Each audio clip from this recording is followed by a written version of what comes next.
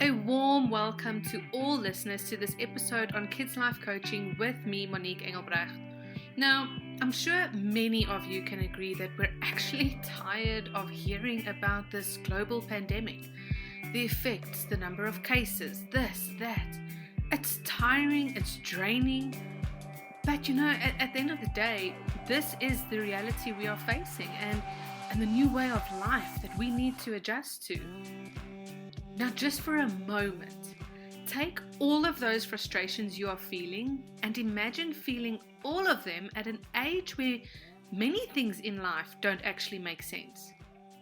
Imagine you are a child during this time, watching your parents get frustrated, hearing the confusing news, being told you need to change the way that things are usually done. How frustrated would you be then? Now, in this episode, I want to talk a bit about what our children are feeling and experiencing during this time and how we can help them and ourselves. Many parents have been talking about the random emotional outbursts that their children are suddenly having. Or they're mentioning the struggles with getting into a new routine and dealing with the pushback from kids to do their homework, their chores, the usual things that just need to be done. And at the end of the day, this pushback turns into endless arguments that leave parents feeling as if banging their head against a wall would be more productive and satisfying. Now, don't get me wrong, it's not always doom and gloom. There's definitely more good days than bad days, but it's those bad days where it just ends up being this power struggle between parent and child, and let's face it, that's when it gets easier to just give in. Give in and let them play more PlayStation, let them do what they want to do, so long as you as parent can then do the things yourself. It's quicker, it's easier, less of a headache, right? Now that's okay, every parent has been there. Every parent has the t-shirt, burnt it, and got a new one.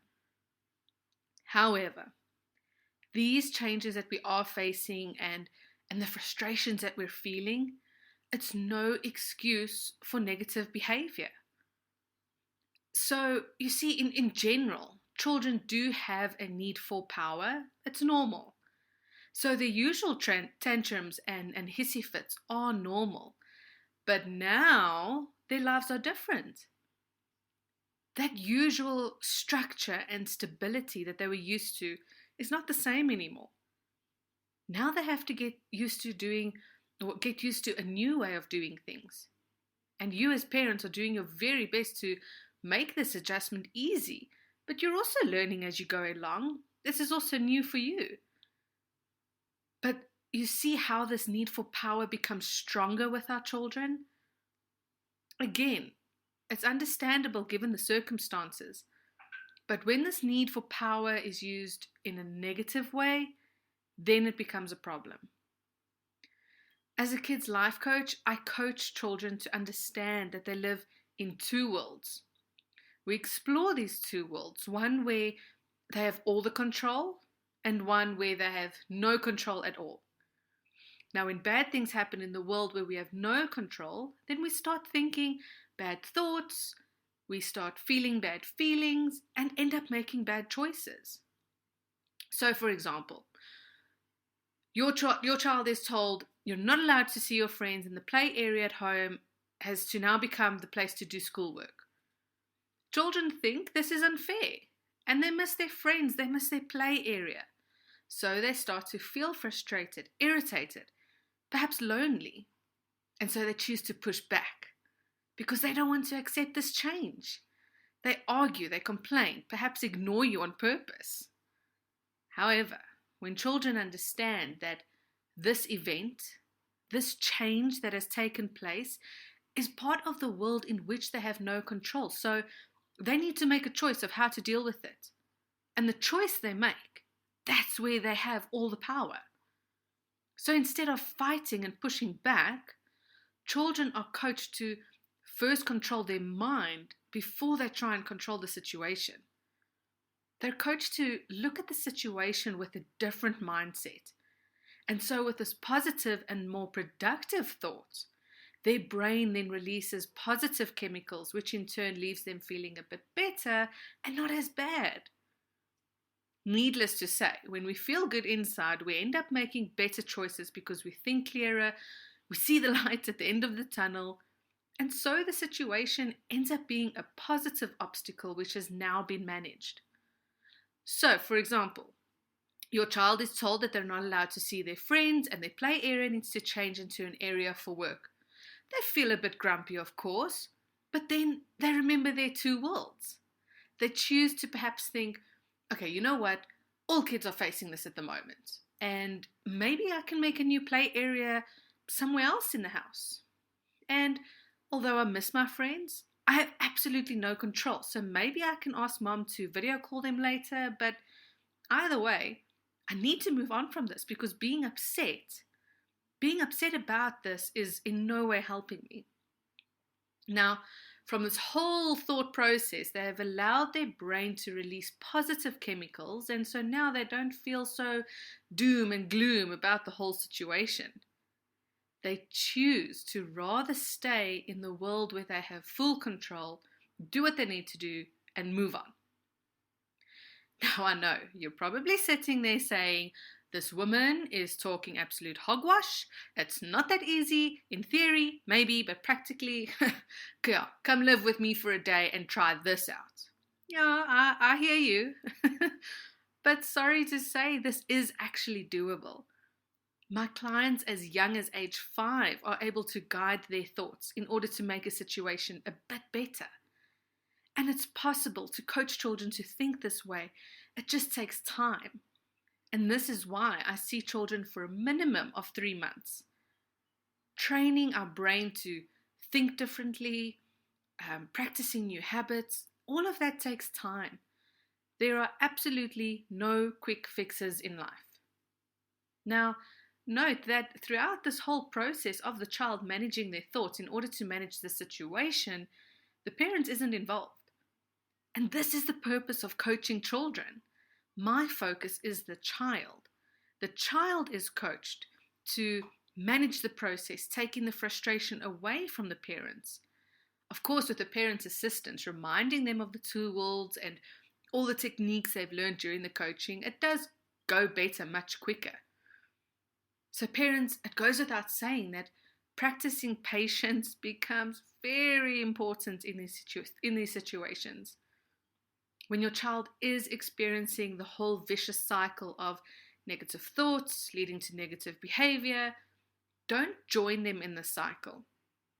If they decide to push back in order to practice a sense of power over the situation and you join in, then you've already lost the battle. Remember, it takes 2 to argue.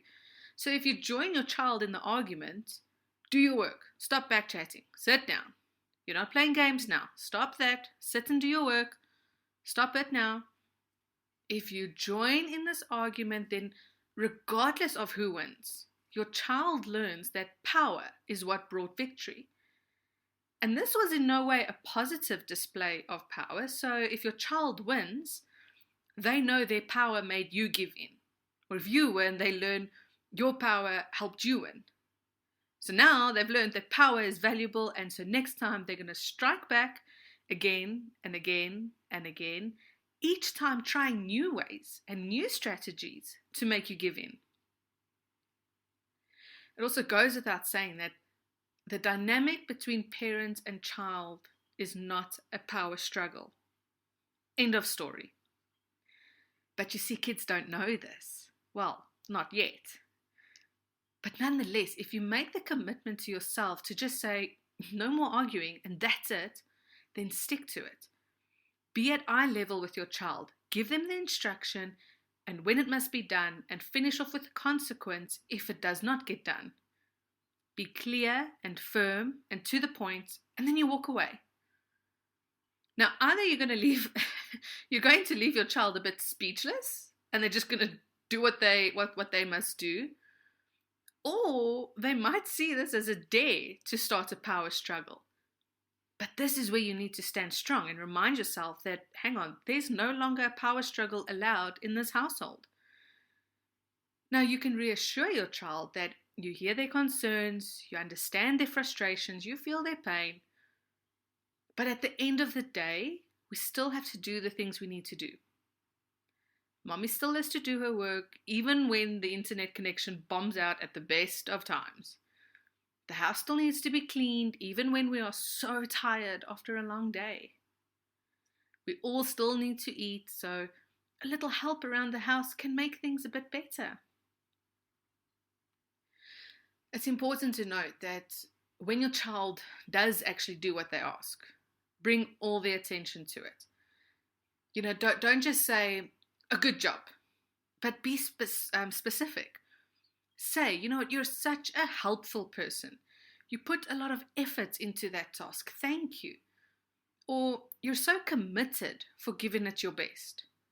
Point out the different traits and characteristics that they're using in that moment. Children are never too young to understand this. I see this every time in my coaching practice when we point out their specific traits and talents. The kids literally sit up straighter, their face lights up. You see the pride and joy. Some of the kids get all shy and modest, but that sense of power that they feel in their own traits it does the world for them. And this is where their need for power can be used in a good, positive way. So if there is any pushback in sticking to their routine, doing their homework, helping with chores, remind them of the times where they practiced that positive trait of theirs. This reminds them of the good power they already have. They just need to make the choice to use it. This is the purpose of coaching.